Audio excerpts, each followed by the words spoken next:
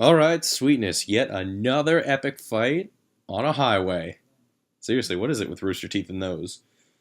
I don't know if this one tops the one from season 9 in Red vs. Blue, but this one comes damn close. Well, the advantage with the one from Red vs. Blue was that it was a lot longer and it was like they were after something. This is just a robot chasing them. Anyways, we see the other two sides. We see we see Blake and sorry, we see Blake and Sun. They're at some White Fang, just like a group thing where it's like they're getting new recruits. They put on a mask just to hide themselves.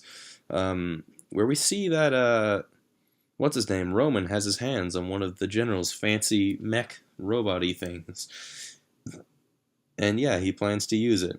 It's also a chance where they're gonna recruit new members, but they can't just escape. Sorry, excuse me. But Blake and Sun, they can't just walk out of there. They need to create a distraction. So they shoot the power out and escape with the giant robot with Roman inside of it chasing after them. Meanwhile, with Ruby, she's talking with Penny to get more of a just answers like what's happening here. It explains that yeah, Penny has basically two creators. One is the general, so and other is her father. But we don't know who her father is yet, but that I thought the general was her father, but I guess not. Um, yeah, she's the first programmable robot to have an aura, which is pretty cool to say the least. Uh, and then the two soldiers get her, and yeah, that's the end of that. While Ruby's hiding in a dumpster. I just love it. Just Penny just picks her up. And it's like, in the dumpster you go.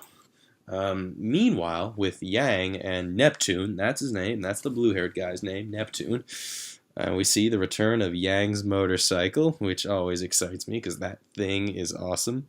They go to that place, that like nightclub where Yang went to in the yellow trailer, um, and uh, and they talk with Junior, the bartender, the manager played by Jack, just to get answers. There's no like fights or anything there. They just want to get answers. Apparently, Junior hasn't actually spoken or seen Roman in a long time. So one suspicion is out of the way. Um, One suspicion's already out of the way. They just leave without that. And then that thing with Blake and Sun happens, and then they go chasing after. Then Blake sends a distress signal, and the rest of them all sort of gather around in a pretty damn epic fight. First, they fight this thing on the highway, where Sun and Neptune get knocked away fairly fast. We also see Neptune's weapon. It's like a plasma gun that turns into like a sword thing, into a trident.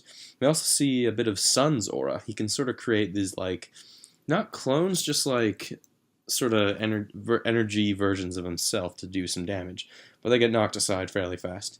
Anyways, they fall off the highway, all of them actually, both the robot and both Roman and Team Ruby, and in a pretty epic fight where I like seeing the fights where they all work together, and it's clear that they've been working on some battle plans because you hear Ruby yelling out stuff, and it just sort of immediately adequates to a plan of sorts, which I thought was neat.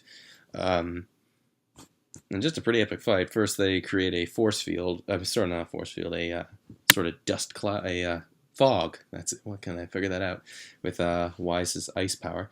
And first, they're just trying to hit this thing. It's not really doing much damage. But then we get finally get an explanation to what Yang's aura power is.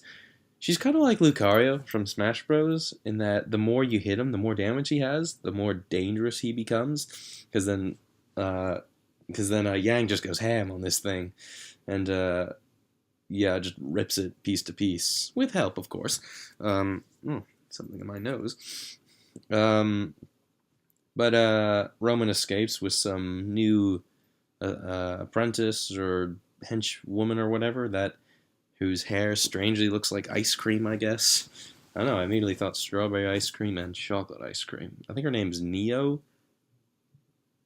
as in Neapolitan ice cream? Because she also wears white. Interesting inspiration, to say the least, I guess. Whatever. But yeah, just, I gotta go soon, actually. But just a good episode, pretty epic fight. I would have liked it if the fight was a little longer and if Sun and Neptune weren't useless. Because you see him at the end of the episode, they're just at some noodle shop where, okay, that guy, the sort of bald-haired, kind of Asian-looking like guy that has the long gray hair, does he just do everything? Is he like the cabbage guy from Avatar? He's just everywhere. Anyways. Anyways, that's just the episode how it ends. Roman and Neo escape. Yang tries to get one rocket-powered punch to him, but nothing. It doesn't work. That's how it ends, and yeah, pretty sweet episode nonetheless. I like seeing Team Ruby work together in pretty good unison. It's not like, oh, why didn't you do what I was saying? No, they work well together. I like seeing that. I like seeing all their abilities kind of help to benefit one another. That's good. I wonder, because that could make Yang potentially the most powerful one of them all, but they all have strengths and weaknesses, so that's good to see that if that continues. But that's all I have to say for this episode. It was a nice, tense episode, some great bits, and a pretty epic fight. So, see you later.